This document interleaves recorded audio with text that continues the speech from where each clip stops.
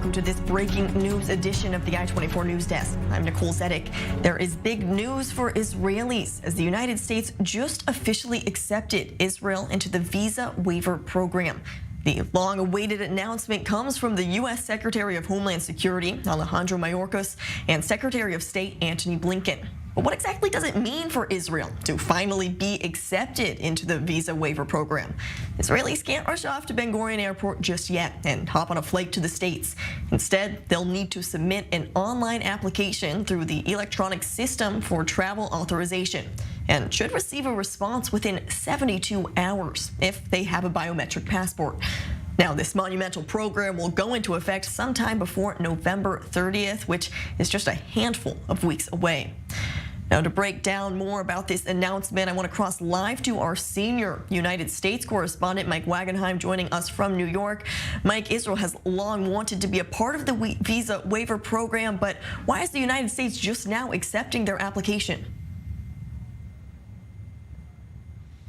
Well, this is a process that involves a lot of different dynamics, a lot of different criteria, a lot of different parameters in order for acceptance, and that entails a security cooperation. It entails the concept of reciprocity, which means that your citizens get treated the same as the other country's citizens at particular crossing points and airports. Everything has to be equal in the treatment of both American citizens and Israeli citizens, regardless of their background, regardless of dual citizenship, etc. etc. There's also requirements that the country that's being accepted into the program not have an overage of visa violations, meaning Israelis were overstaying their visas in the United States a bit too often. If you're above a certain point, that disqualifies you from the program. You got to go below that point for a defined period of time. It means that there's also a line in which it's not acceptable to have visas denied above a certain line, which that line is 3%. Israel was not in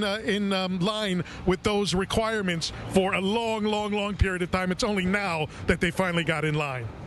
Well, Mike, certainly a lot for us to look into, so we appreciate you breaking that down for what it means. Now, to talk more about what it also means for us here in Israel, I'm joined by our I-24 News senior diplomatic correspondent, Owen Alterman, joining me in studio. Owen, we talked about what this means for the United States, but this is also big for the Israeli government. They're probably going to push this big time. Oh, you bet. First of all, for the Israeli public, Nicole, I can't tell you how many times that I've gone to the U.S. consulate to renew a passport or whatever, and you just look to the right and you see the long and really humiliating line of people waiting for their visas. For the vast majority of Israelis, Nicole, that is now set to become a thing of the past. Again, the U.S. Embassy saying in a briefing to reporters earlier today, embargoed, we should say, just until a few moments ago, that it doesn't go into effect immediately, as you said. There still needs to be some technical, implementation on the American side, but she did set a deadline of November 30th by when this is expected to happen. Again, big news for the Israeli public. Of course, Prime Minister Benjamin Netanyahu is going to try to leverage this politically. That said, Chargé d'Affaires Stephanie Hallett was very careful to say, and again, with I think a lot of historical accuracy, that the Netanyahu government certainly shares credit for this, but they share it with the Bennett-Lapid government as well. The process started under the previous government. It was halted because the Knesset was dissolved. It was halted in part because Netanyahu didn't want some of the legislation to pass on their watch, but it's certainly also true that the Netanyahu government continued to cooperate and work hand in hand with the United States and with the State Department and with the U.S. Embassy to get this to the finish line. And obviously Netanyahu, I'm sure we can expect just in the next few moments a statement congratulating really the Israeli public, but of course himself for this important milestone. Again, another milestone in the U.S.-Israel relationship. Very, very important at the public level for Israelis to see this happen, and I think will be a credit to the U.S. government, to the Israeli government as well. There is, of course, the issue of Palestinian Americans and how they're treated forward, and I suspect will continue to be even as Israel's admitted to the program. Well, we will continue to certainly break all of this down. It has been such a long-awaited announcement.